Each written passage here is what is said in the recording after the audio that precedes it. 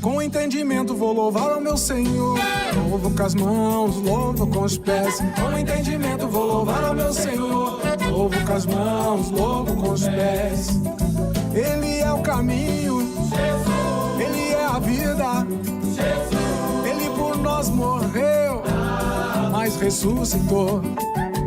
Ele é o caminho, Jesus. Ele é a vida, Jesus. Ele por nós morreu, mas ressuscitou. Um passinho pra frente, um passinho pra trás. Deus me deu saúde e vou louvá-lo mais. Dois passinhos pra frente, dois passinhos para trás. Deus me deu saúde e vou louvá-lo mais. Um pulinho pra frente, um pulinho pra trás. Deus me deu saúde e vou louvá-lo mais. Dois pulinhos pra frente, dois pulinhos para trás. Deus me deu saúde e vou louvá-lo mais. Com entendimento vou louvá-lo ao meu Senhor. Com entendimento vou louvar ao meu Senhor. Ele é o caminho, Jesus. Ele é a vida, Jesus. Ele por nós morreu, mas ressuscitou. Ele é o caminho, Jesus.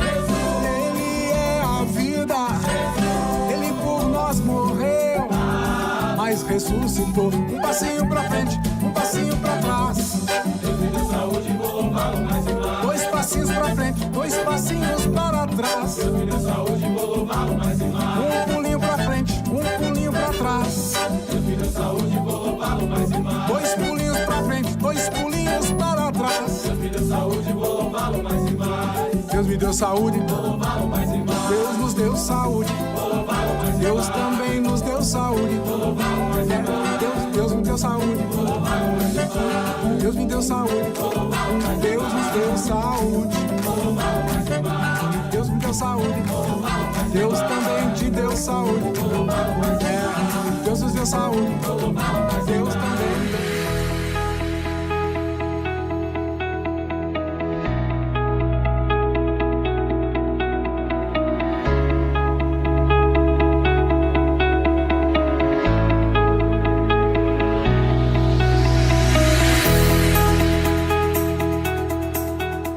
Muito bom dia, São Paulo, muito bom dia, Brasil, muito bom dia para você conectado além das fronteiras no programa nosso de cada dia, o Manhã Manda Aqui. Hoje é sexta-feira, dia 22 de abril, e hoje eu tenho a alegria de ter aqui ao meu lado o pastor Carlos Eduardo, porque hoje é dia de conversa teológica na Manhã Manda Aqui. Meu amigo, muito bom dia para o senhor. Bom dia, pastor Vanderlei, bom dia à equipe técnica que está conosco, bom dia a todos que estão participando conosco desse programa. A graça e a paz do Senhor Jesus esteja na tua vida. Que bom, ó, conversa teológica, viu? Na conversa teológica nós estamos falando a respeito de cristologia. Eu acredito que é a espinha dorsal da teologia sistemática.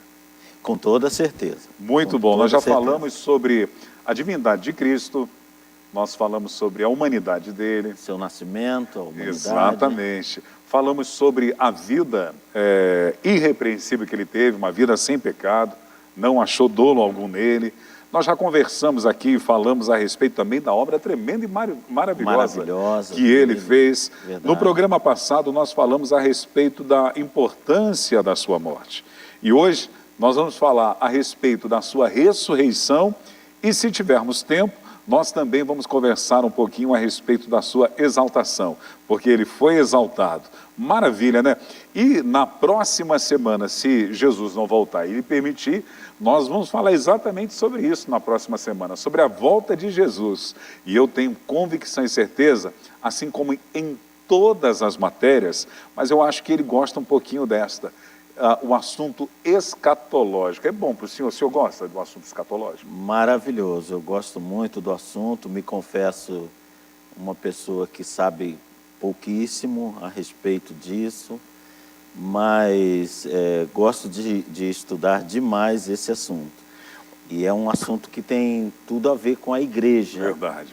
A igreja é um povo escatológico acima de tudo nesse mundo.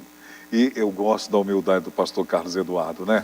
Esse teacher, professor, amado, palestrante, ele falando que conhece pouco, meu irmão. Ô, rapaz, precisa conhecer o pouco que ele conhece. E na próxima semana nós vamos falar sobre a volta de Jesus.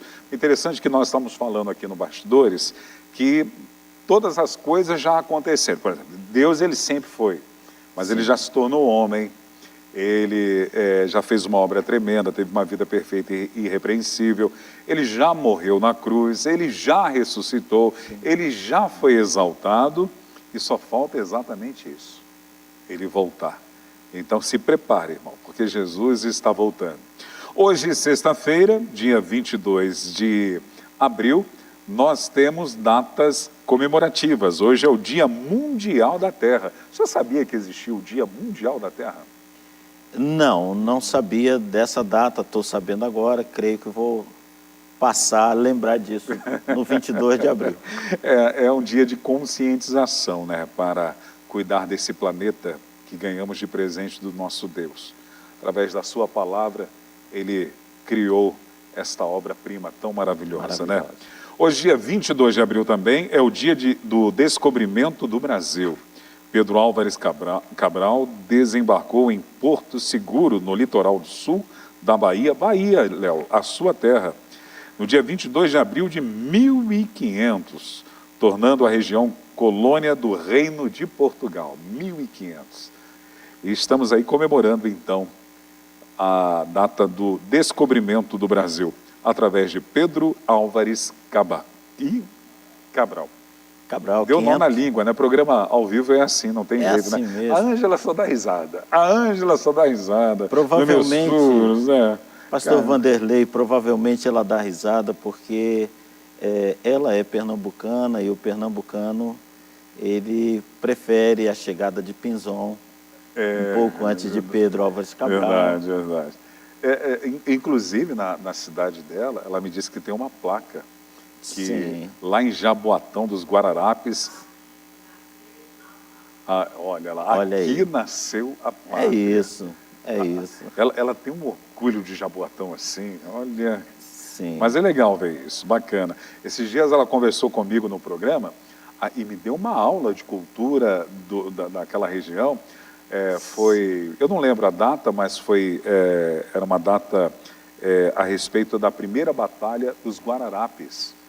E ela me disse que foi na cidade dela, foi dia 19, e ela me contou toda a história dos holandeses com os portugueses, com a população lá de Jaboatão dos Guararapes. Precisava ver como ela tem esse sangue cultural dentro dela. Sim. Jaboatanense. Os pernambucanos que eu conheço são muito bem informados, têm uma cultura muito boa de nós ouvirmos, de nós aprendermos com eles, mas nós deixamos que eles decidam entre eles, né? Baianos e pernambucanos. Mas a data de 22 está registrada nos nossos livros, né? O senhor que é das Forças Armadas também, hoje, dia 22, é o dia da aviação de caça da Força Aérea Brasileira. Muito importante para nós, para a segurança da nossa nação, componente, integrante das nossas Forças Armadas e uma profissão bastante difícil. O piloto ele tem um aprendizado bastante puxado, merece os parabéns porque são pessoas de um talento excepcional. Hoje também, dia 22 de abril, é o dia da comunidade luso-brasileira. Eles consideram, né, a chegada dos portugueses ao Brasil em 1500, dona Ângela Voltier.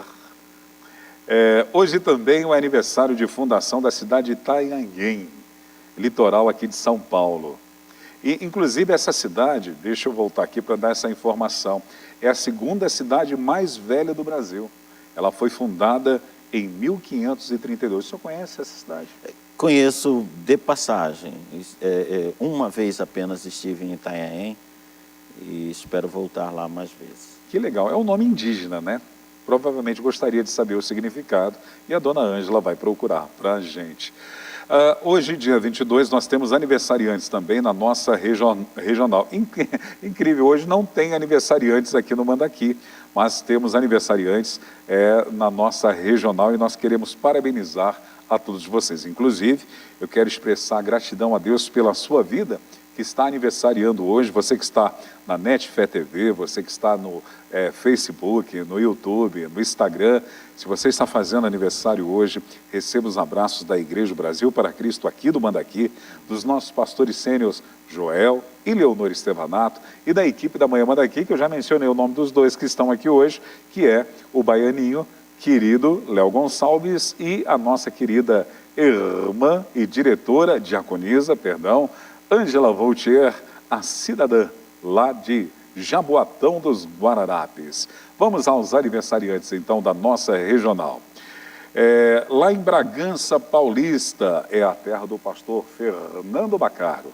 Quem está fazendo aniversário hoje é a Benedita Aparecida Vargas. Parabéns, Benedita. Já na Vila Formosa, quem está aniversariando é a Carlene Maria da Silva Albert. Deus abençoe a senhora, parabéns.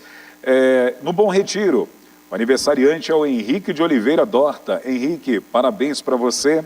Santa Fé, na cidade de Pirassununga, é a cidade da Academia da Força Aérea. Da Força Aérea, exatamente. Quem pastoreia lá é o pastor André, exatamente. Lá em Santa Fé, quem está aniversariando é o João Antônio Fernandes Vilela. Parabéns para você, meu amigo João.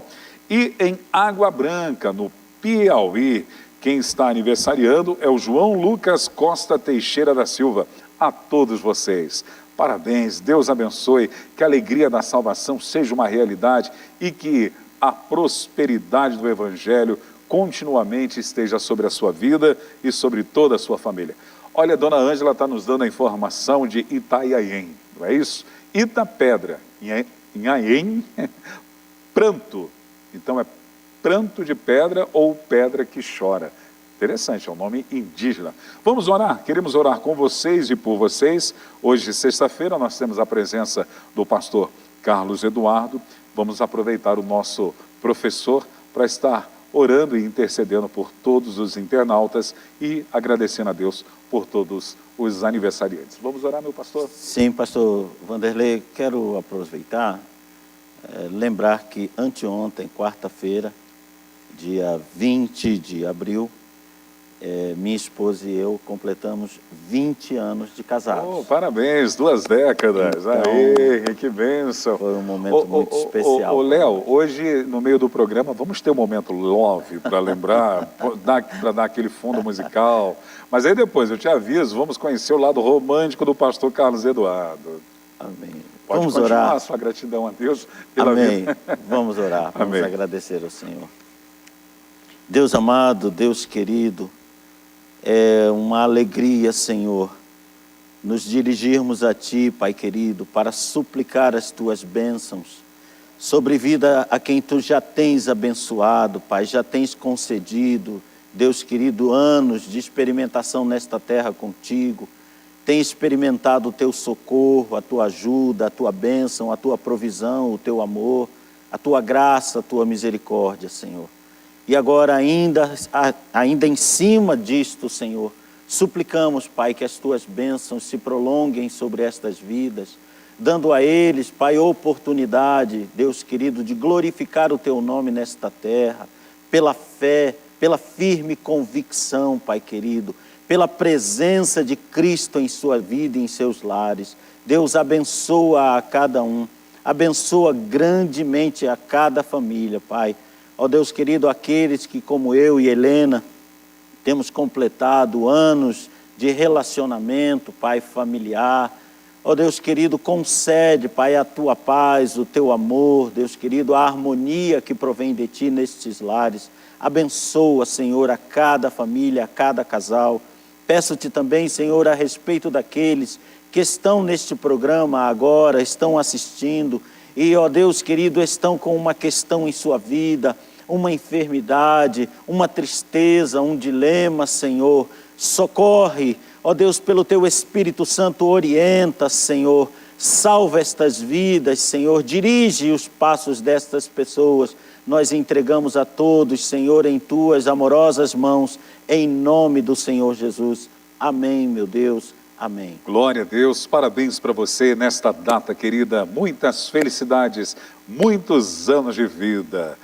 Que tal nós fazemos o Momento Love agora, para depois nós entrarmos na conversa teológica, porque vai vir um intervalo, então vamos aproveitar, vamos conhecer o lado romântico do nosso pastor Carlos Eduardo. Léo, por favor, som na agulha, faça a sua homenagem para a sua digníssima.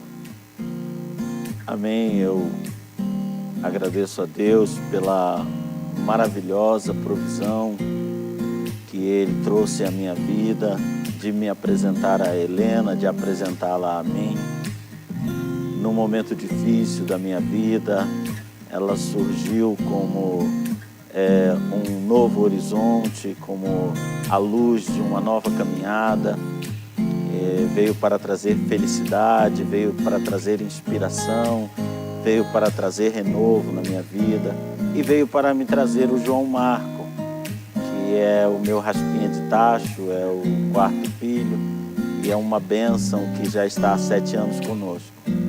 Espero que Deus me dê o privilégio de viver mais alguns anos. Tenho pedido a Deus que eu possa viver mais algumas décadas com a Helena, para que nós possamos partilhar disso que Deus preparou para nós.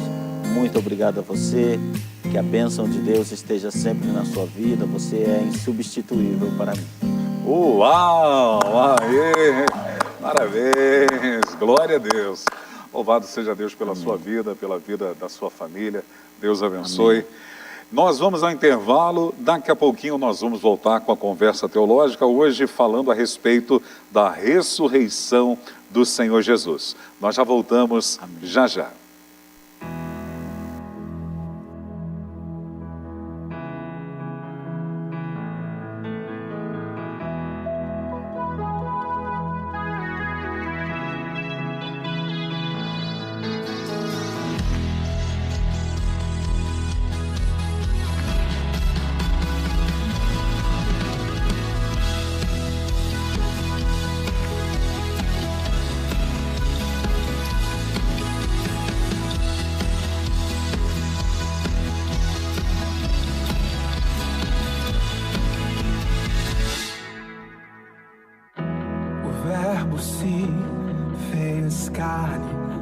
Habitou entre nós, veio ao mundo, mas o mundo não o conheceu.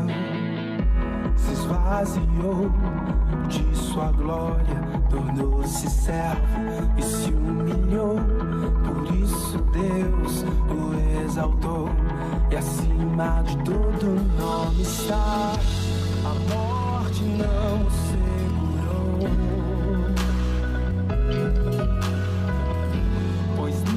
Havia dor algum, ressuscitou em corpo e alma e me fez um filho seu. Ele é o visível do invisível, o primeiro de toda a criação. Ele é a estrela da manhã e um dia vem pra me buscar. Ele era antes de tudo, tudo foi feito para ele. Seja a glória, a honra e o louvor para aquele que me salvou. O Verbo se fez carne e habitou entre nós, veio ao mundo, mas o mundo não o conheceu. Se esvaziou de sua glória, tornou-se servo e se humilhou. Por isso Deus o exaltou e acima de todo nome está. A morte não segurou. Não, não, não, não, não, não, pois nele havia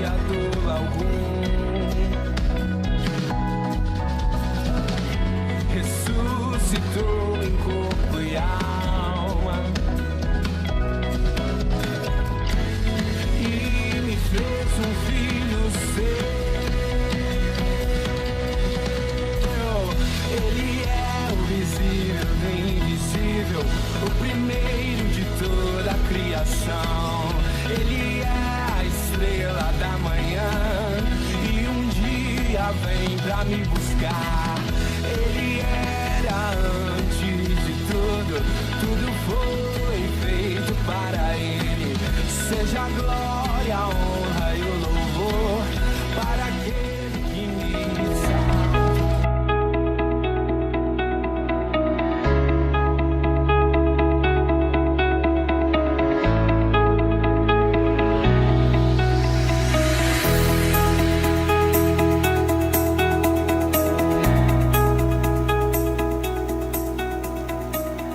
É muito bom ter a sua companhia aqui na Manhã Manda Aqui. Nós estamos na Casa de Oração para Todos os Povos, a Igreja Brasil para Cristo no Manda Aqui, presidida pelo nosso querido pastor sênior Joel Estevanato. Na manhã de hoje, na nossa Manhã Manda Aqui, é conversa teológica com o pastor, conferencista, palestrante, professor de mão cheia, pastor Carlos Eduardo.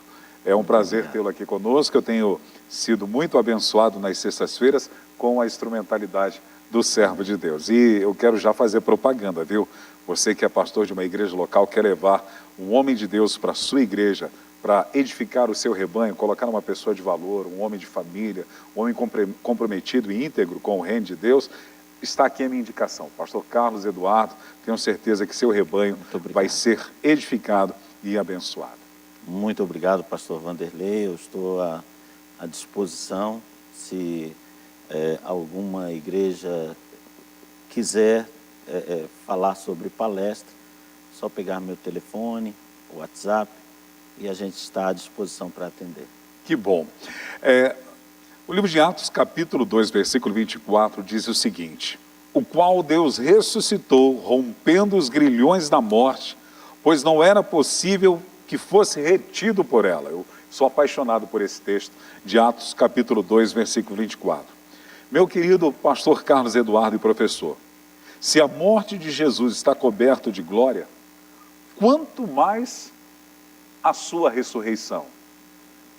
Sim, Paulo chega a dizer que ele é aquele que morreu, ou antes, o que ressuscitou para a nossa salvação. Então, a ressurreição dele é o que completa a diferença, eu posso dizer assim.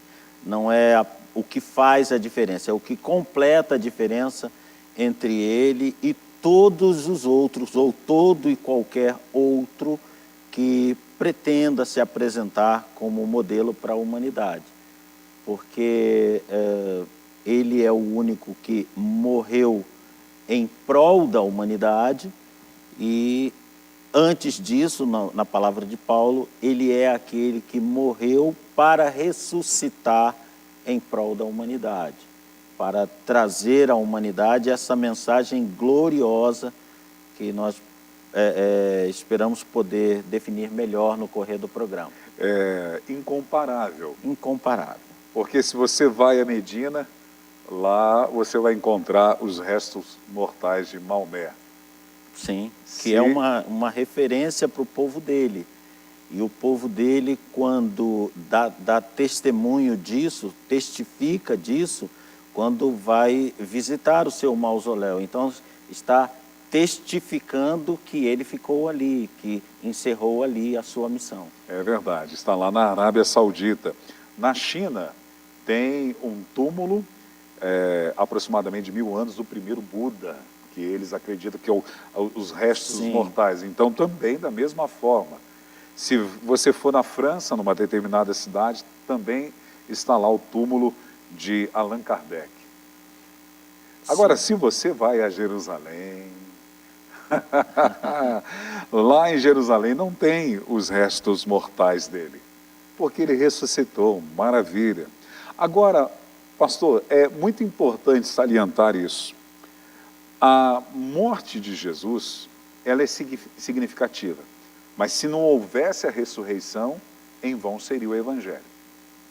Sim, porque a morte, ela trata, como tudo em teologia, cada aspecto trata da sua finalidade particular. E é claro que todos os aspectos cooperam para um propósito final, né? Mas cada aspecto tem o seu propósito particular. O propósito particular da morte de Jesus é a redenção, que nós tratamos na outra conversa. Então, a morte, ela é perfeita, ela é plena em obter redenção. Fomos perdoados por Deus.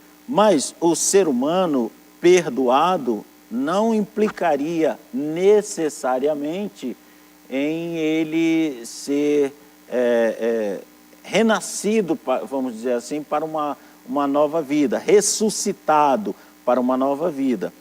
Então, o perdão do pecado está alcançado. Mas a pergunta que se fazia no início do Evangelho era, e daí? Né? Conseguimos o perdão, isso dignificou nossa vida? Né? Para muitos,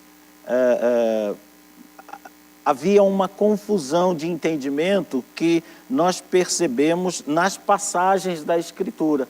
Essas passagens buscam suprir de informações o que havia de dúvida no meio do povo. Alguns achando que não havia ressurreição, havia o perdão, nossa vida foi recolocada diante de Deus, mas quando ela encerra, encerra. Paulo vai responder a isso. Outros diziam que a ressurreição já tinha se dado.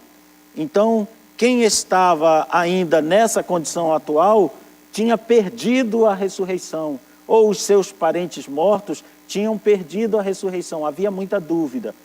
E os evangelhos que encerram com a ressurreição de Jesus não supriam essa necessidade do povo. E é por isso que as cartas são escritas, é por isso que o Apocalipse é escrito, para suprir a necessidade de informação quanto a e o que vem depois disso. Né? Então, não é apenas a apresentação da ressurreição de Cristo, é para que propósito ela aponta, o que significa. Que bom. O salário do pecado é a morte, foi a sentença dada pela transgressão de Adão, que de uma forma como uma pandemia, ela atravessou e atingiu a todos os homens, Sim. a humanidade. Exatamente então, essa figura, perdão, pastor, exatamente, o pecado apresenta uma figura de contágio. Um vírus. Um vírus, de contágio, de autocontágio, ele é altamente contagioso. Agora, o propósito da morte, da ressurreição de Jesus também é a sua vitória sobre a morte. Sim. Porque se não houvesse ressurreição, não haveria a vitória sobre a morte. A primeira carta do apóstolo Paulo à igreja em Corinto, na Grécia, no capítulo 15, se a Ângela puder colocar, versículo 54 ao versículo 57, o apóstolo Paulo vai falar exatamente dessa vitória que vem através da ressurreição de Jesus sobre o poder na morte na humanidade. Porque o propósito de Jesus sempre foi visando a humanidade, que viesse se render e crer nele como Sim. o Messias enviado. Então, diz assim, e quanto a este corpo corruptível que se revestir de incorruptibilidade, e o que é mortal se revestir da imortalidade, então se cumprirá a palavra que está escrita, tragada foi a morte pela vitória. Onde está, ó morte, a sua vitória? Onde está, ó morte, o seu aguilhão? O aguilhão da morte é o pecado, e a força do pecado é a lei. Graças a Deus que nos dá a vitória por meio do nosso Senhor Jesus Cristo. Então, através da ressurreição do Senhor Jesus, nós conseguimos ter esta vitória. Nós cristãos, ainda que venhamos ter esse efeito do pecado da morte, mas um dia o nosso corpo vai ser transformado também de uma forma incorruptível, desfrutando dessa vida com Deus. Sim, aliás, esse texto da primeira carta aos Coríntios, no capítulo 15, eu recomendo a quem queira saber de uma forma bem aprofundada sobre morte de Jesus e nossa, ressurreição, o nosso corpo, glorificação, herança eterna. Isso está em 1 Coríntios no capítulo 15. Então, isso que o pastor Vanderlei fala é o propósito final. É para aí que aponta a ressurreição de Jesus. Ao final, nos diz respeito, porque aquele em quem cremos é superior à morte, e aquele em quem cremos nos tornará superiores à morte também. Esse é o propósito. Paulo começa esse capítulo 15 falando para aqueles que querem uma confirmação da ressurreição de Cristo. E termina o capítulo falando para aqueles que querem uma confirmação da sua própria ressurreição. Então é um capítulo especial da palavra de Deus que todos nós deveríamos conhecer de cor. Exatamente.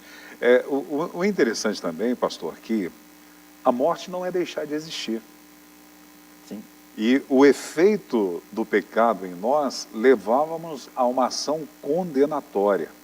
Essa ressurreição de Jesus, trazendo a vitória sobre a morte, é fazer com que aqueles que creem nele tenham a possibilidade de superar e vencer esse efeito do pecado na vida daquele que crê.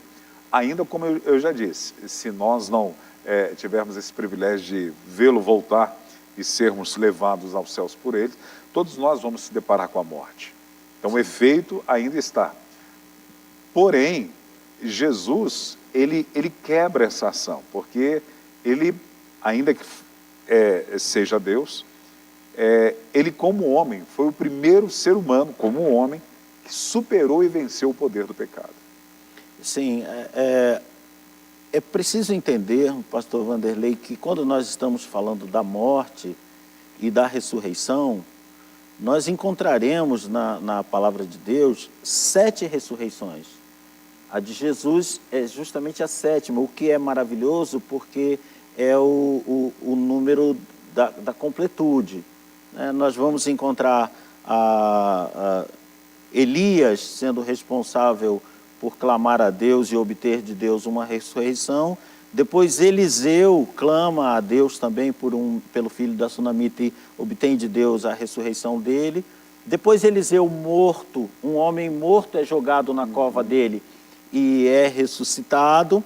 E aí no Novo Testamento nós temos Jesus ressuscitando a filha de Jairo, que estava enferma e morreu enquanto ele caminhava para encontrá-la. Temos Jesus ressuscitando o filho da viúva de Naim, né? E temos Jesus ressuscitando, que o filho da viúva de Naim se encaminhava para o cemitério, ou seja, é uma segunda etapa, né? A filha de Jairo acabara de morrer, o filho da viúva de Naim já estava dentro de um caixão, e depois Lázaro, com 4 dias de morto, é ressuscitado também. Ora, essas 6 pessoas a quem Jesus ressuscitou, voltaram a morrer. Sim. Não é essa a nossa esperança.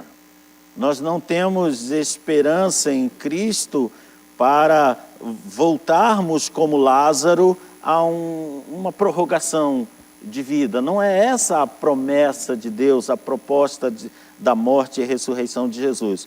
A proposta da morte e ressurreição de Jesus nos assemelha à 7ª ressurreição, que é a dele, que é uma ressurreição em glória.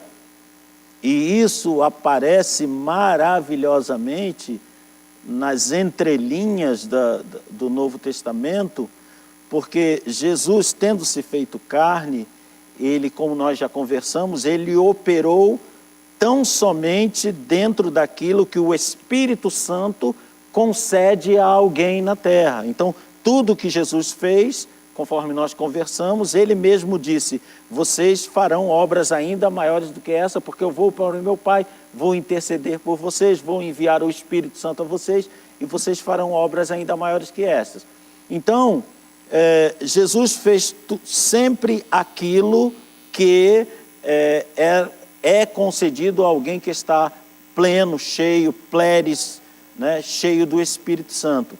Mas quando Jesus ressuscita, ele ressuscita em glória. Então, os discípulos estão todos reunidos a portas fechadas e ele aparece no meio dos discípulos. Então, estava tudo fechado, mas agora o corpo em que ele ressuscita tem essa autonomia diferenciada. Está tudo fechado, mas ele aparece ali. Pastor Eduardo, isso é glorioso. Mas ainda vem mais glória aí. Porque ele, dentro daquela reunião em que ele entrou com portas fechadas, com tudo fechado, ele estende a mão para Tomé e diz, toca na minha mão. Ou seja, ele ao mesmo tempo tem um corpo que é tangível, como ele diz, eu não sou um fantasma, eu sou tangível, eu sou sensível. Mas esse corpo tem características que deixam o nosso corpo mortal, o nosso corpo doentio, de longe, é um corpo glorificado. Essa é a nossa esperança da ressurreição dessa forma. E uma coisa interessante também salientar, pastor, porque algumas pessoas, até uma linha teológica, crê que a ressurreição foi pelo fato dele ser Deus eterno. Mas é importante dar ênfase, porque ele estava fazendo, como o senhor mesmo disse, tudo como homem. Então, a ressurreição dele, a importância de como homem ele ressuscitar. Então, além da ressurreição de Jesus, uma característica de uma vitória sobre a morte, para vencer a morte, Jesus precisava de uma ressurreição física e não uma ressurreição apenas espiritual. É por isso que acontece essa glorificação do corpo dele e com esse corpo glorificado, como o senhor muito bem disse, ele tem momentos tangíveis com os discípulos, ele pode ter o que queira. Exatamente. Lucas, capítulo 24, versículo 39 e 40, vai falar sobre isso, né? Um corpo de carne e osso e não um espírito. Olha, ele diz assim, veja as minhas mãos e os meus pés, que sou eu mesmo. Toque em mim e veja que é verdade, porque o espírito não tem carne nem ossos, como vocês estão vendo que eu tenho. Então, e Jesus depois, dizendo isso, mostrou-lhes também as mãos e os pés. Outra prova interessante dessa ressurreição dele física é que Jesus comeu também na presença dos discípulos. Lucas, o capítulo 20, o versículo 20, depois 24 e 27 a 27, vamos ler também, por favor, Ângela.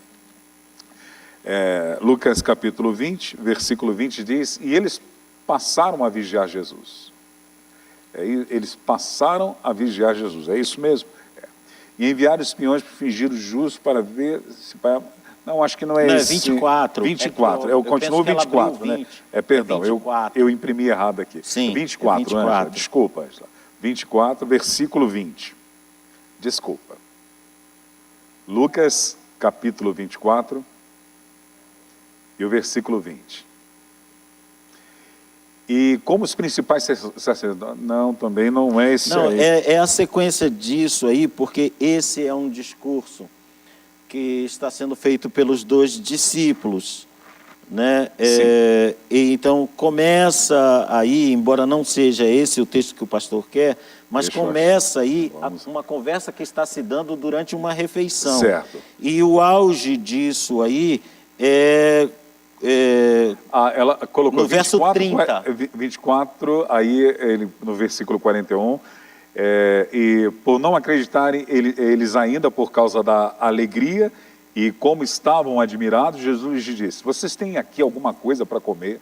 Versículo 42, então lhe apresentaram um pedaço de peixe assado e ele comeu na presença deles. Obrigado, a minha anotação que ficou errada aqui, desculpa, me perdoe. E no verso 30 também, se no a Ângela 30, puder Ângela, colocar, por favor. Ele parte o pão. Aí nós não estamos tratando, evidentemente, de comer, mas partir o pão é uma atividade física. Exatamente. A mesma expressão que me ocorreu, te ocorreu e deve ter ocorrido a quem está nos vendo. É uma atividade física, né? E então ele parte pão, ele come. Quando em João, nós o encontramos, lá em João no capítulo 21, nós o encontramos preparando, assando peixe para comer com os discípulos. Então, ele faz atividades físicas, né? Ele participa de atividades físicas, mas é o mesmo Jesus que se apresenta com as portas fechadas. É o mesmo corpo em que ele ascende aos céus, né? Na separação deles, né? João capítulo 21, versículo 9 também diz... Nós temos aí que quando eles saltaram do barco para a terra, viram algumas brasas com peixe por cima e também havia o pão. Jesus havia feito isso para eles. Então é uma atividade física. Então a ressurreição de Jesus, ela nos traz inquestionavelmente um homem que ressuscitou em corpo glorificado. Não é possível dizer que ele fosse espírito, porque ele mesmo diz que não é. Não é possível dizer que fosse uma holografia, uma aparição, como em outra religião se diz, né, que ele estava em espírito, em periespírito. Não estava, porque ele parte, ele come, ele caminha junto, né? E, ao mesmo tempo, não se pode dizer que ele estivesse no mesmo corpo que nós, porque as ações dele ultrapassam as nossas e ultrapassam as de seu próprio ministério. Jamais em seu próprio ministério, que era glorioso, em que ele fazia coisas extraordinárias, mas jamais ele exerceu uma atividade que nos pusesse dúvida de que ele pudesse ser apenas espírito, tal como entrar num lugar em que está tudo fechado. Essa frase teológica, ela está equivocada ou ela está correta especificamente no contexto de Jesus? Um Deus que se tornou homem e um homem que se torna Deus. Ela precisa ser entendida dentro da sua proposta, né? O Deus que se fez homem é um fato real, palpável. Um homem que se fez Deus é uma atribuição, uma poetização do que aconteceu, porque ele nunca deixou de ser Deus. Ele nunca deixou de ser Deus. Então ele não se torna Deus. É o que nos traz de volta a questão da natividade, né? Se ele se tornasse Deus, ele seria uma criatura. Exatamente. Que ascendeu.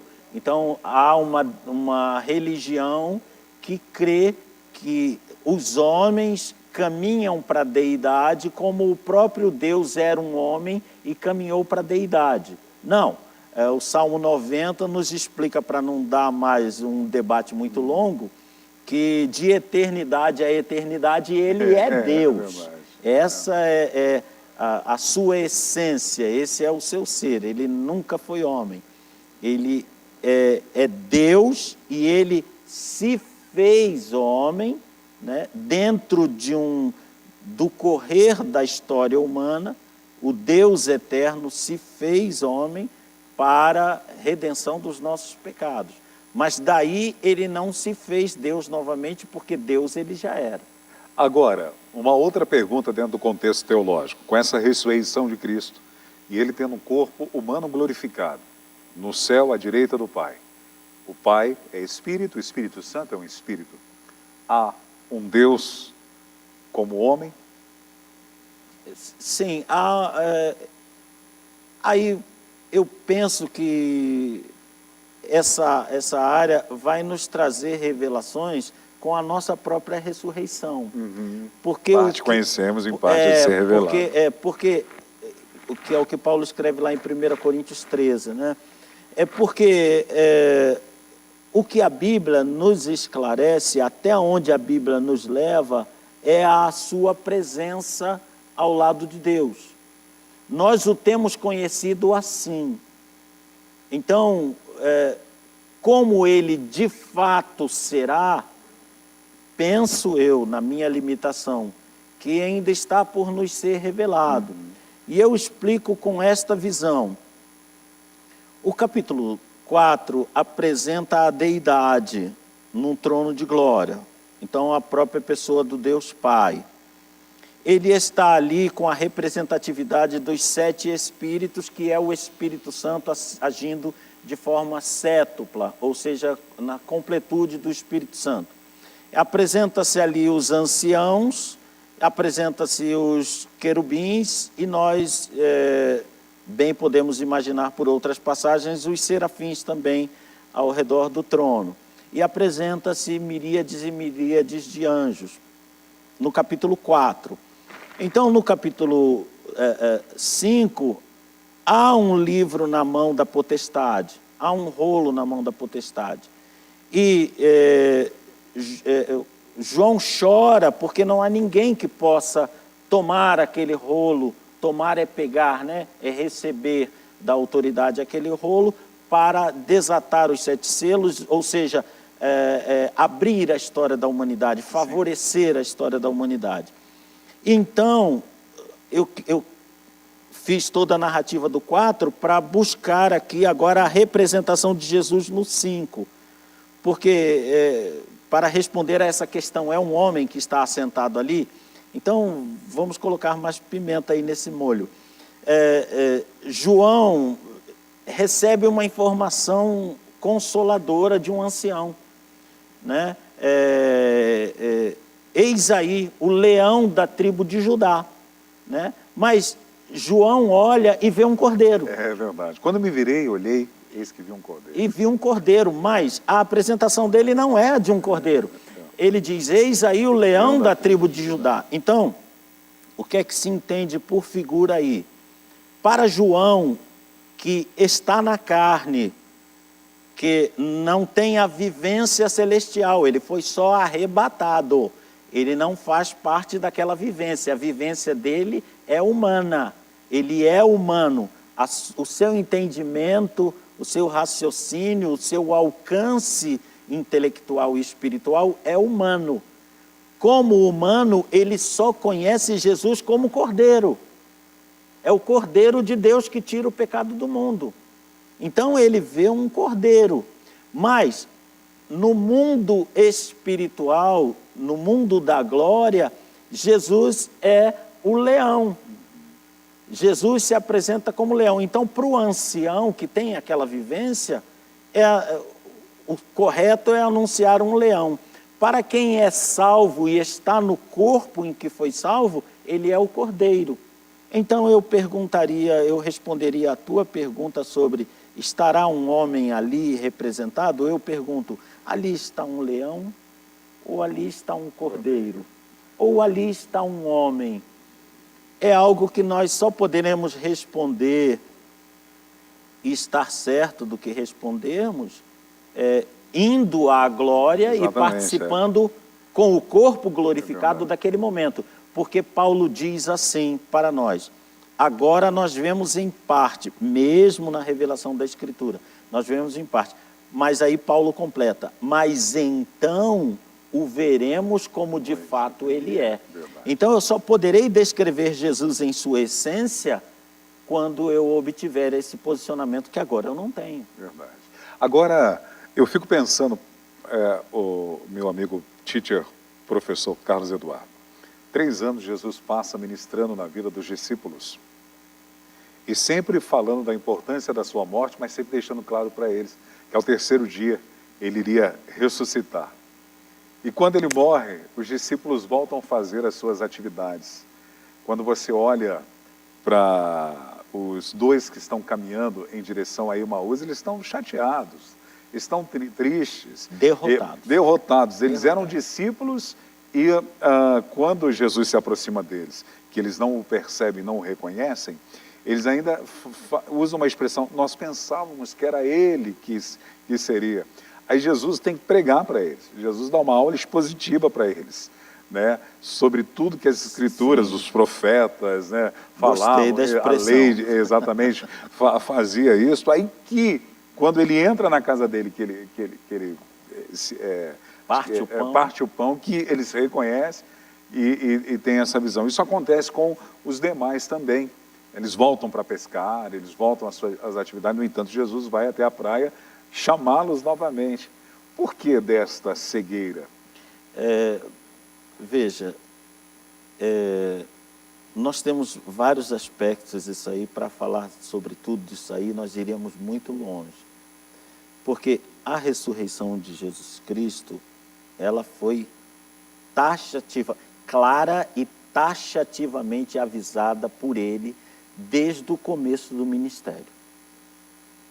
Não era novidade para a mãe dele que ele haveria de morrer. Simeão profetiza uma espada de dor, ele diz a Maria, traspassará a tua alma. Ele está se referindo ao momento em que ela o vê traspassado pelos cravos, uma espada traspassa a alma dela. Qual é o reflexo dessa espada que traspassa a alma de Maria? Nós encontramos no relato da morte de Jesus a presença da mãe dele até a cruz. Não encontramos mais o relato dela no sepultamento, no ungir com o perfume, nem no sepultar. Não encontramos no relato das Escrituras, na sua ressurreição, a presença da sua mãe. Encontramos a presença de 3 discípulas de Jesus, lideradas as outras 2 por Maria Madalena. Nós encontramos, mas não encontramos Maria. Há uma falha nela? De modo algum, de forma alguma. Seria uma crueldade atribuir isso a Maria. Ela está cumprindo uma profecia. Ela está traspassada de dor. Os seus olhos não abriram para o fato da ressurreição dele, anunciada por ele. Porque a dor sufocou, fechou os olhos, né? Costumamos dizer que as lágrimas embaçam o nosso olhar e nós não enxergamos a realidade com perfeição. Poeticamente se diz isso. A dor, ela esconde a verdade de nós, porque nós, inclusive, isso foi tema da pregação brilhante do pastor Joel dessa semana, de que ficar focado na dor nos impede de ver o que há de novo, o que há de glorioso. Então ela não via o glorioso porque ela estava sufocada pela dor. Da mesma forma os discípulos, não apenas eles voltaram à atividade normal, mas as reuniões deles, que antes eram ao ar livre, andando com Jesus cercado de multidões por todo lado, passaram a ser a portas fechadas.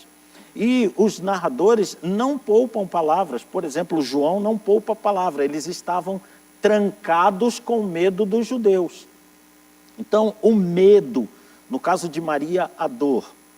No caso dos discípulos, o medo impedia de a memória ser refrescada pelo que ele anunciou, né? Eles ficaram como que anestesiados, porque foi uma imagem muito chocante. Uma coisa é alguém ter um ataque cardíaco e deitar-se e ali falecer à nossa vista, e nós não podemos nem imaginar que morreu, porque ele está como quem está dormindo. Isto é uma coisa. Outra coisa é a visão que João, que Maria, que as discípulas tiveram de Jesus dilacerado. Ele foi dilacerado no chicote. Ele foi punhado, chutado, socado. O rosto dele estava irreconhecível. A coroa enfiada na sua cabeça, né? A gente, quando vai representar, a gente coloca uma coroinha de espinho, que não dá nem uma espetadinha na gente, não. Eles pegaram espinhos daqueles que rasgam a carne, colocaram na cabeça dele e deram com o bastão, de forma que aquilo rasgou, entranhou na carne dele, deixou ossos à vista. Então, essa visão assombrosa não concedeu aos discípulos uma expectativa de ressurreição. Eles foram vencidos pela realidade. a supra-realidade que Jesus tinha anunciado, né? Porque a ressurreição é supra-real. A nossa realidade é a morte. E eles viram não uma morte, eles viram uma dilaceração. Eles viram Jesus morrer antes dos outros dois. Porque a crucificação, ela consistia em as pessoas, por castigo romano, ficarem penduradas ali dias, agonizando, porque o corpo cedia e ele tinha que se manter para cima para poder respirar, senão a agonia da respiração era muito grande. No caso dos outros dois ladrões, eles resistiram, mas Jesus estava tão dilacerado, tinha perdido tanto sangue, que ele morre antes do tempo previsto. Então os discípulos estão com essa realidade. É onde a gente pode colocar uma visão para o nosso ouvinte. O evangelho não é realista, ele é supra-realista. Nós acreditamos na realidade e acreditamos no sobrenatural, no que se sobrepõe à realidade. E é nisso que consistiu a ressurreição de Jesus.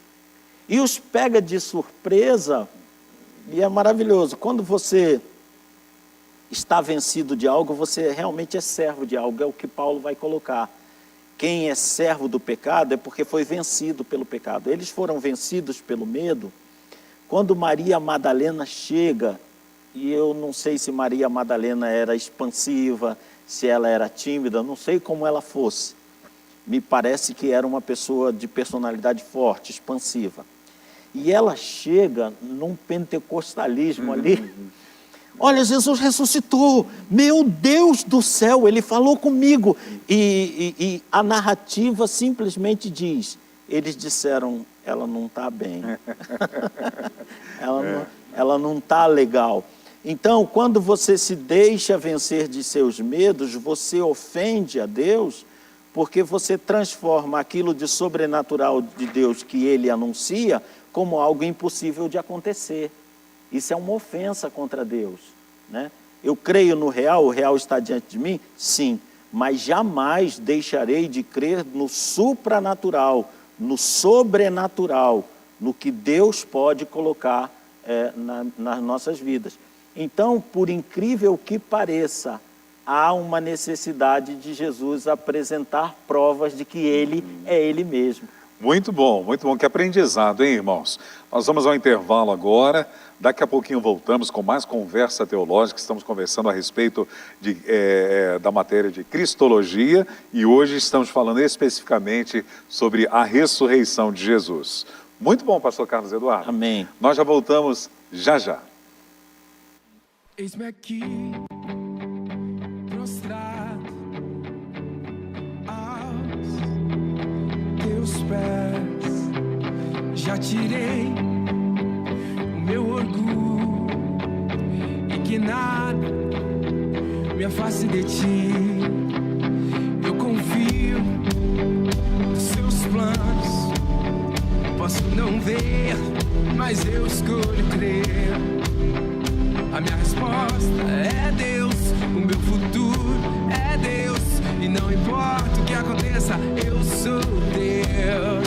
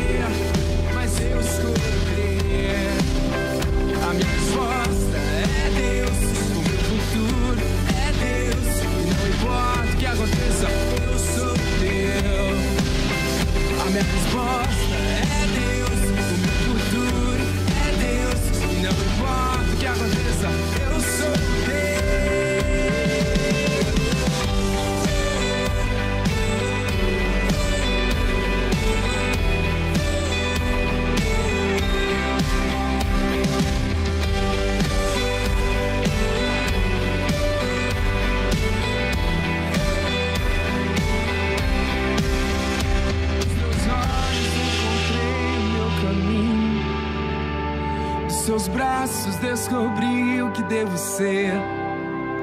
E o meu coração é teu, os meus sonhos são teus, e pra sempre eu sou de Deus. Nos teus olhos encontrei o meu caminho, nos teus braços descobri o que devo ser. E o meu coração é teu, os meus sonhos são teus, e pra sempre eu sou de Deus. Nos teus olhos encontrei o meu caminho, nos teus braços descobri o que devo ser. E o meu coração é teu, os meus sonhos são teus, e pra sempre eu sou.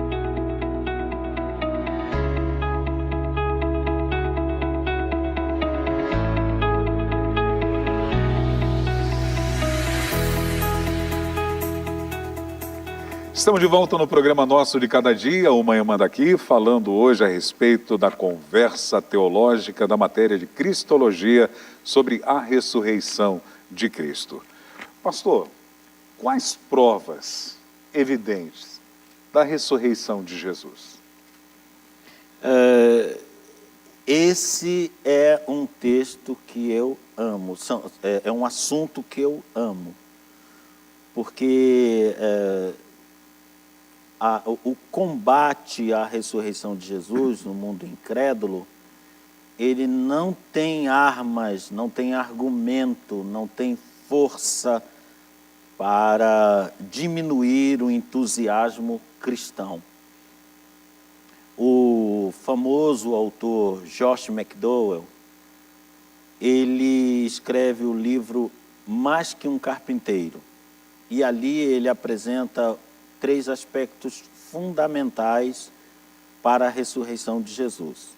Mas eu quero falar sobre aquilo que nós dissemos de 1 Coríntios, no capítulo 15.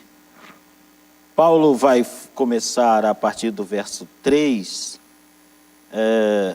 uma narrativa do que era a pregação normal. Nós vamos encontrar isso no discurso de Pedro em Atos 2, no discurso de Pedro em Atos 3, e vamos encontrar aqui, eu gostaria, se fosse possível, que a Ângela nos ajudasse com o texto a partir do verso 3. Antes de tudo, vos entreguei o que também recebi, que Cristo morreu por nossos pecados. Ele está sendo taxativo, ele não desmaiou, ele morreu. Por que ele diz que ele morreu? Porque uma das acusações que se faz à morte de Jesus é que ele teria desmaiado. Paulo está dizendo, ele morreu. É isso que aconteceu, né? Segundo as Escrituras, não apenas ele morreu, mas as Escrituras anunciavam que ele tinha que morrer. Está lá Isaías, capítulo 53, provando isso. Foi sepultado e ressuscitou ao 3º dia, segundo as profecias, né? Isso aí está na profecia simbólica, por exemplo, na vida de Jonas. Apareceu a Quefa, e depois aos 12. Apareceu aos discípulos, né? Ele se revelou aos discípulos. Vejam que Paulo está colocando uma coisa subliminar aqui. Ele está dizendo que apareceu individualmente a um dos apóstolos, Quefa, Pedro, e apareceu aos 12. Se ele apareceu aos 12 e não aos 11, ele apareceu também a Matias, que precisava depois ser escolhido. Ele apareceu a ele também. Nós entendemos que ele deva ter visto também. Depois foi visto por mais de 500 irmãos de uma só vez. Imagina, né? Dos quais a maioria sobrevive até agora, ainda que alguns já tenham dormido. Depois foi visto por Tiago. Vejam, isso tira Tiago, chamado irmão de Jesus, de qualquer possibilidade de ser um dos apóstolos. Porque ele apareceu aos apóstolos e depois apareceu a Tiago, que é irmão dele. E depois foi visto por todos os apóstolos e, afinal, depois de todos, foi visto também por mim, como um nascido fora do tempo. Então, essa apresentação de Paulo, ela nos coloca informados, e é a única colocação que nos põe informados de que não foram 12 os que viram Jesus, não foram 15, não foram 20, foram 500. Havia 500 pessoas dizendo em Jerusalém e por onde andavam, por toda parte, que viram Jesus ressurreto. Isso é importante em 2 aspectos. No primeiro aspecto, porque é um testemunho direto. Eu vi, eu sou testemunha, eu vi.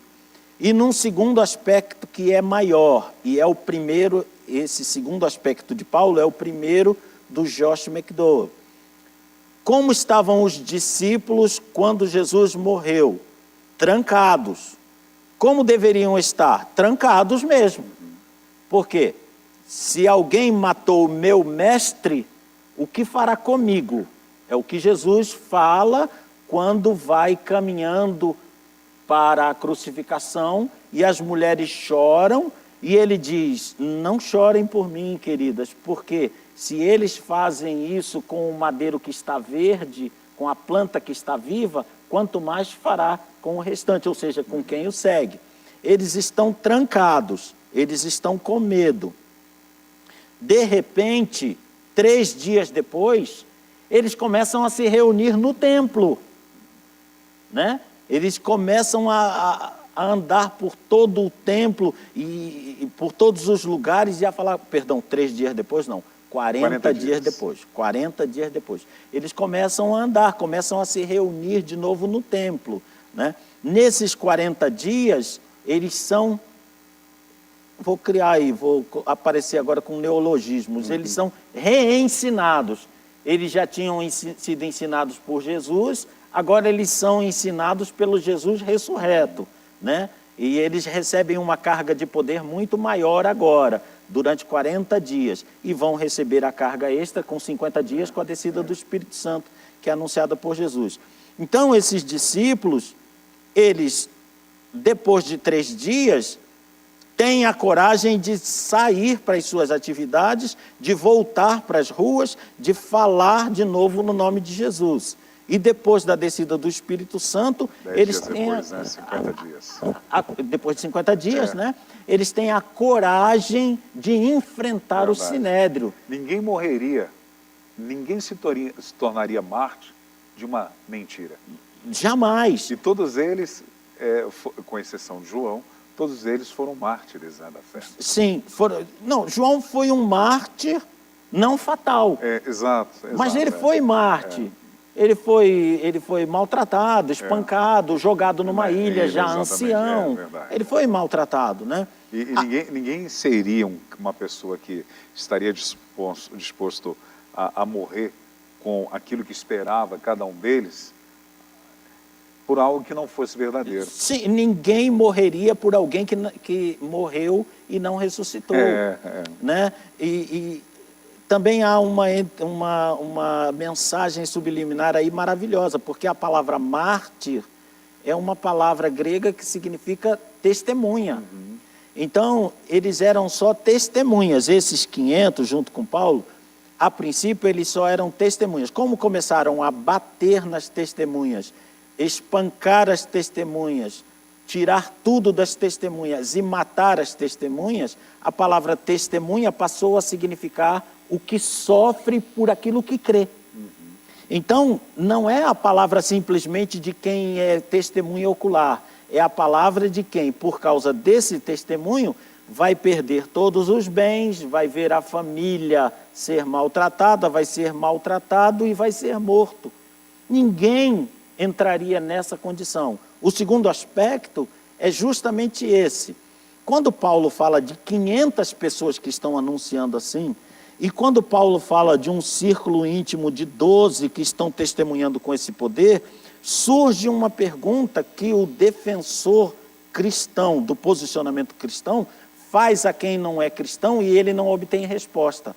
Ele diz, você conhece que outro grupo em que 12, ou melhor, que 500 resolvem defender algo como verdade, esconder algo que foi roubado, enfim, combinar algo entre 12, ou ampliando na visão de Paulo, combinar algo entre 500. Você conhece algum grupo em que um dos 12, ou os 12 sendo torturados, os 500 sendo torturados, nenhum deles confessou que aquilo era mentira? Não era tão fácil? Porque você defender uma coisa, eu sou de um grupo de 12, defendo uma coisa e todo mundo diz, que coisa maravilhosa você está dizendo, eu vou me apegar mais ao que eu estou dizendo. Mas se eu faço parte de um grupo de 12 que está defendendo a ressurreição de um homem que não ressuscitou, eu sou torturado numa sala, você é torturado noutra sala, a Ângela é torturada noutra sala, o Léo é torturado noutra sala, e nós 4 dizemos, pode torturar o que quiser, mas nós vamos matar, pode matar se quiser, porque ele ressuscitou e disse que eu vou ressuscitar. Ninguém faria isso. Pastor Vanderlei, eu lhe pergunto, e num grupo de 500? 500 torturados, e todos continuam dizendo, eu o vi, ele ressuscitou. Então, esse número 500 que Paulo apresenta é uma prova infalível. E aí nós entramos na prova infalível que Lucas faz menção a Teófilo, lá no capítulo 1 de Atos, verso 3. Ele se apresentou com provas infalíveis. Por isso as pessoas iam para a morte, porque as provas que ele apresentou eram infalíveis, não era ouvir dizer, era uma apresentação pessoal. Então, essa é uma prova. A segunda prova que Josh McDowell apresenta é de que não há na comunidade judaica, e olha que estamos falando da comunidade judaica, não há uma prova contundente de que ele não houvesse ressuscitado. É interessante que o judeu diz que o corpo foi roubado, mas não diz onde foi colocado, não diz quem roubou, não diz quem conseguiu arrastar uma pedra pesadíssima, se 3 mulheres conseguiu arrastar a pedra. Não diz quem subornou os guardas romanos, porque um guarda romano que era subornado, ele estava sujeito à pena capital, à pena de morte. Alguém que estava sob a guarda dele sumiu. Como é que se punia isso no mundo romano? Comprovada a ineficiência desse guarda, ele era sentenciado à morte. Ele só não seria sentenciado à morte se algo de força superior a ele tivesse acontecido. Nós temos o relato de que eles não foram sentenciados. Então, houve um convencimento por parte de Pilatos que algo sobrenatural tinha acontecido ali. Tanto é que eles não foram sentenciados. E o terceiro aspecto que o Joshua McDowell apresenta é que nós temos o mais terrível perseguidor do Evangelho. Aquele homem que mandava prender. Há uma acusação falsa contra Paulo de que ele matava cristãos. Não era a função dele, não era do caráter dele, e ele não fazia isso. Ele os prendia e os arrastava até o sinédrio, porque ele, sendo um fariseu, jamais ele mataria alguém sem um julgamento que ele considerasse justo. Então, ele não sentenciava ninguém, ele, como fariseu, levava até o sinédrio, e o sinédrio sentenciava, é o que ele diz.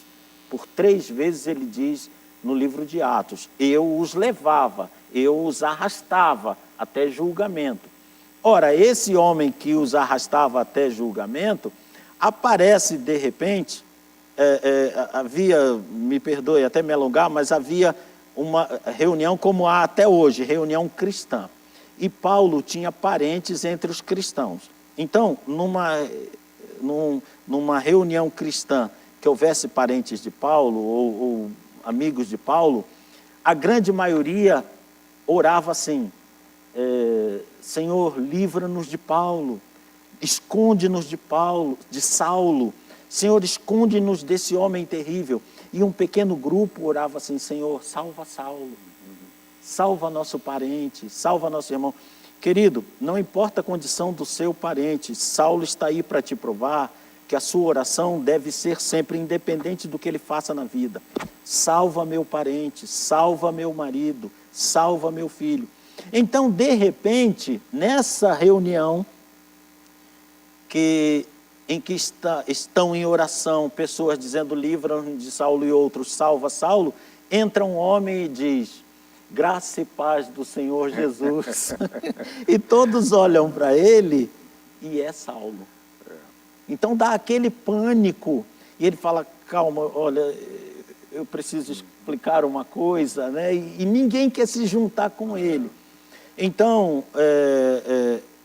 como Saulo é um personagem notório, né? Não se pode negar, ele escreve 8 cartas, ele ocupa 15 capítulos do livro de Atos, ele é notório demais para se botar um pano em cima dele. Verdade, verdade. E ele era um homem que perseguia, e agora ele diz, ele ressuscitou e apareceu a mim.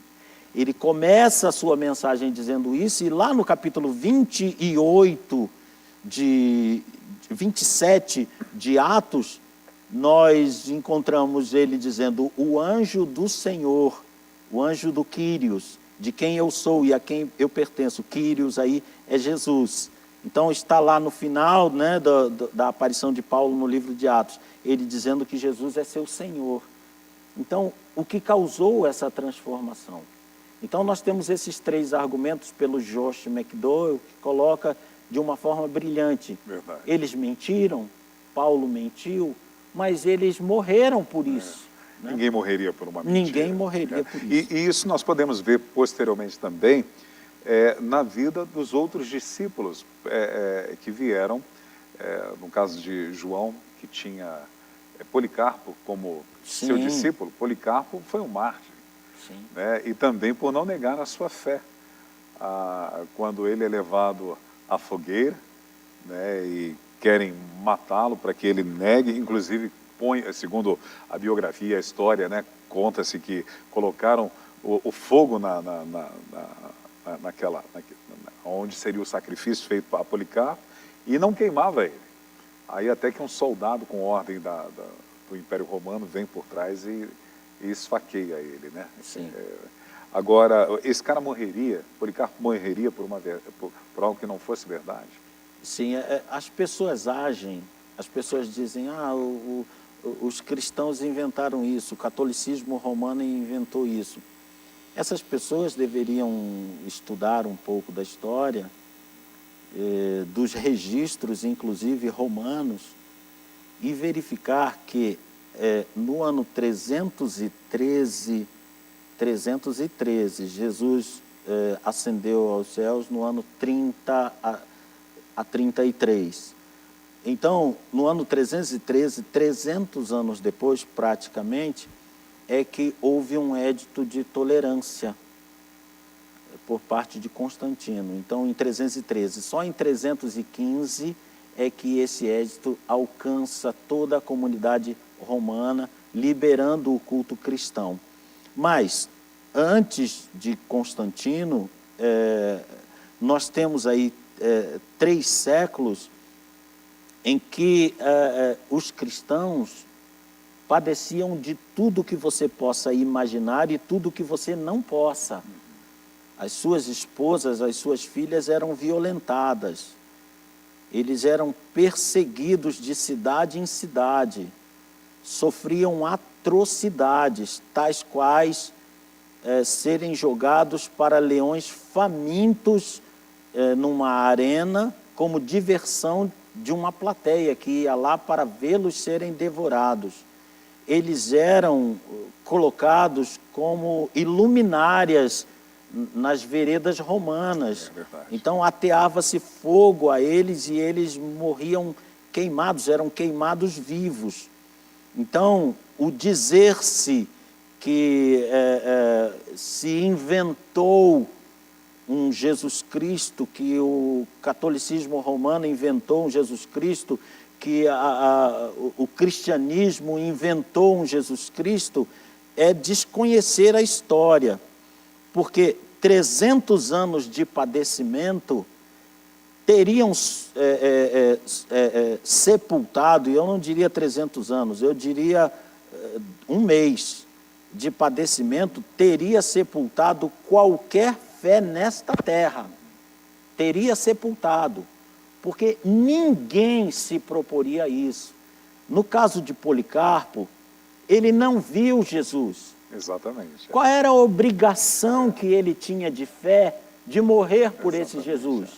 Né? Quando seria tão mais fácil ele dizer a Jesus: Senhor, eu sou humano, o Senhor há de perdoar, mas eu vou aqui agora jurar por César.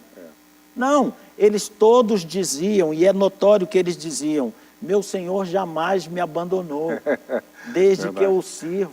Põe a lenha na fogueira aí. Põe a lenha aí, porque eu fecho os olhos aqui por um breve e momentâneo padecimento, que é o que Paulo coloca lá em Romanos 8, por esse momentâneo padecimento, eu vou encontrar com aquele que ressuscitou e ressuscita mortos. E isso que o senhor está falando é de tão significância nessa questão de Policarpo não ter visto e ter à sua disposição de enfrentar pela sua convicção na ressurreição de Jesus.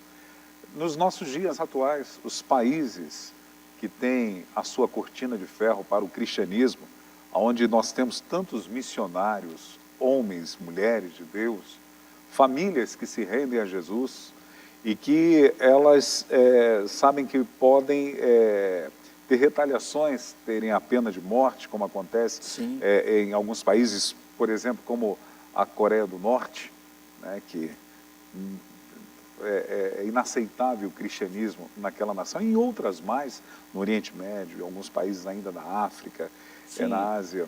Me perdoe, em Riad, a entrada de alguém que não é muçulmano é sentenciada com a morte. Exatamente, exatamente.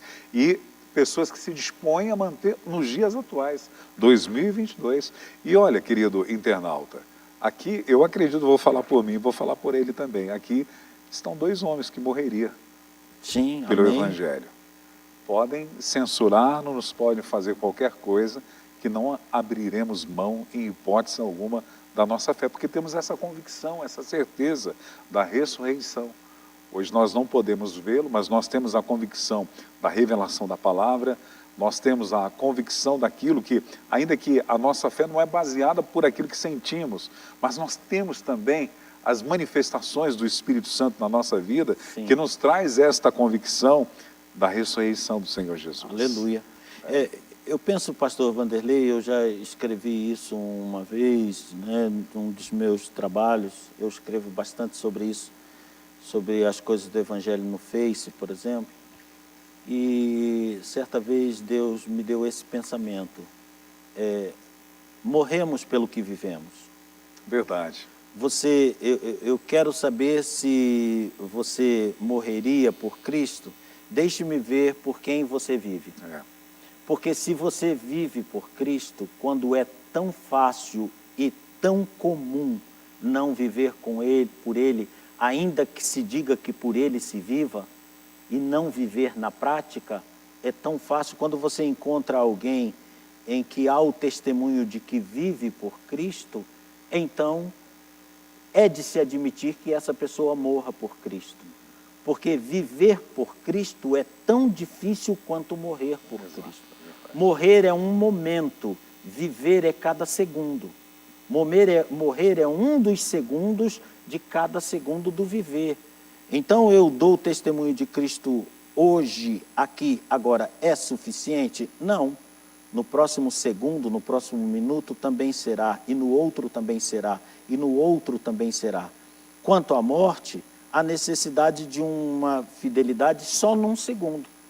Naquele em que eu digo, eu creio, e ali eu vou ser morto e tudo vai se acabar. Então eu penso que as verdadeiras pessoas que vivem por Cristo, morrem por Cristo, posso esperar isso delas. Mas também posso completar a frase dizendo que as pessoas que vivem por Cristo, morrem por Cristo e ressuscitarão com Cristo. Amém. Ele é a primícia. Todos nós ressuscitaremos também, né? Sim. Glória a Deus. Glória a Deus por essa palavra. Ele é o primogênito dos mortos. Exatamente. Vem morto aí. Romanos capítulo 10, versículo 9, para encerrarmos esse assunto, diz: se com a boca você confessar que Se com a boca você confessar Jesus como Senhor e em seu coração crer em Deus, que Deus o ressuscitou dentre os mortos, você será salvo. Amém. Então nós confessamos que Jesus Cristo, Ele ressuscitou dentre os mortos. Ele está vivo, nós temos evidências de que Ele está vivo.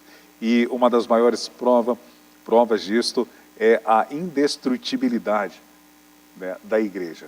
A igreja está aí, as portas do inferno, ela não consegue prevalecer por essa instituição que não é uma organização, ainda que tenha organização, é um organismo vivo, feito de pessoas. Sim. O Evangelho tem chegado até as nossas vidas, chegou na sua conversão e está aí até hoje, chegou na minha conversão e na conversão de tantas pessoas e vai continuar seguindo. Ele ressuscitou. O Senhor me fez lembrar agora também, na hora que o Senhor estava falando, quando eu era pequeno, na Igreja Batista, nós cantávamos aquela canção, Ressuscitou. Lembra? Ressuscitou. E chamávamos a atenção de quem não ia até o chão. Tinha que fazer o gesto. Jesus ressuscitou. E tinha um aleluia.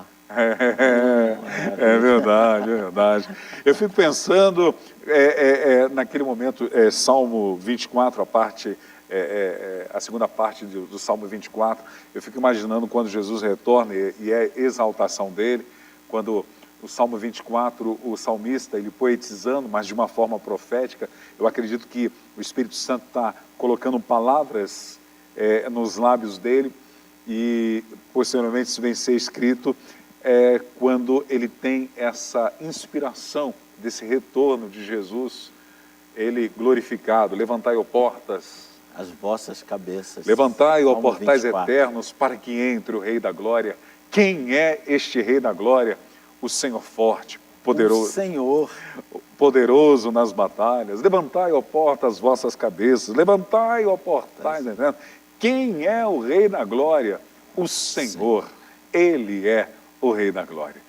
Nós vamos ficando por aqui, senão nós nos empolgamos. Ai, vai longe. Eu quero agradecer você na Netfé, você no Facebook, você no Instagram, você no YouTube que nos acompanhou.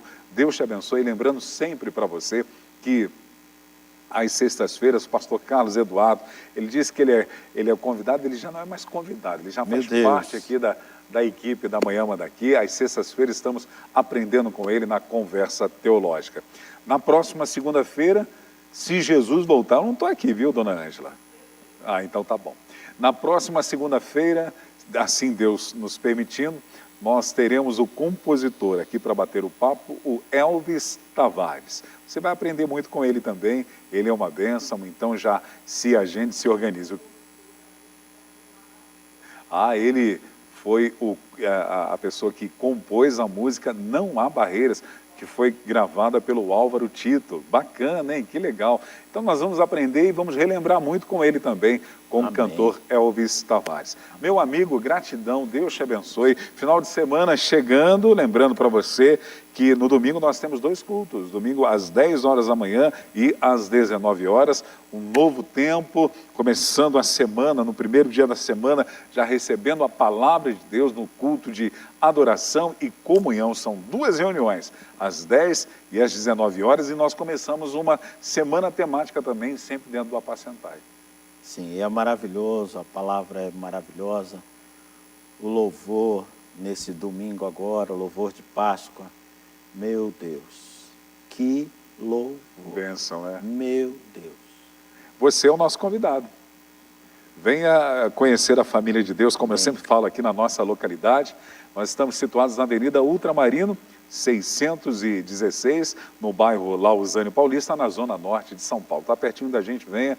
Nosso culto é presencial, nós temos uma estrutura para receber você, sua família, também temos um amplo estacionamento. É claro que se por motivo de força maior você não pode estar presente, quem sabe você está além das fronteiras, você é o nosso convidado para cultuar a Deus através das nossas redes sociais, porque os cultos oficiais da nossa igreja sempre são transmitidos ao vivo nas nossas redes sociais e também na Netfé TV. E você vai ser abençoado de qualquer jeito. Aleluia. Pastor, me permite só algo que é muito importante para o pai e para a mãe. Fique à vontade. Meu filho de 7 anos, eu venho para o culto da manhã às 10 horas. E meu filho de 7 anos vai para a classe dele, com pessoas capacitadas a trabalhar com eles na idade deles. Pastor Eduardo, qual é a idade que a igreja atende? Todas. Então, se você tem filhos e quer vê-los orientados no caminho do Senhor, reunido com crianças da idade dele, atendidos por pessoas capacitadas dentro do Evangelho, meu irmão, meu amigo, não perca tempo. É bênção pura. Meu filho ama de paixão. Amém. Olha aí, está o convite, está a dica. Não esqueça que daqui a pouquinho, umas 15 horas aqui, nós teremos na Manda Aqui Online o Aliança de Amor. Programa preciosíssimo através da vida do pastor Paixão e a Catinha. Participe. É uma escola de aprendizado na vida familiar, na vida conjugal. E para você solteiro também, já se preparar para ter uma estrutura dentro desta área. Às 20 horas hoje, nós temos o Conectados com a Palavra. Hoje quem vai estar ministrando a palavra, voltado para o tema da frutificação, é o que Deus tem, uma vida frutífera é o que Deus tem para você, é o que estamos vivendo neste ano. Conectados com a Palavra hoje é o pastor Ricardo Andrade. Lembrando que às segundas-feiras é o pastor Joel Estevanato e às quartas-feiras eu tenho a satisfação de servir o corpo de Cristo também, ministrando no Conectados com a Palavra. Gratidão, meu amigo, meu teacher, meu professor. Eu sempre digo, quando crescer eu quero ser igual a você. Não tem aquele bate hoje, não? É verdade. Ângela Boutier, valeu demais. Léo Gonçalves, é bom tê-lo de volta. Estava de férias. Foi para o Rio de Janeiro, não trouxe mineirinho. Foi para Minas, não trouxe o queijo canastra.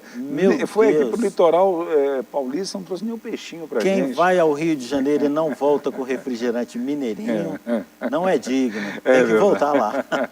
Um abraço, a paz do Senhor e um ótimo final de semana.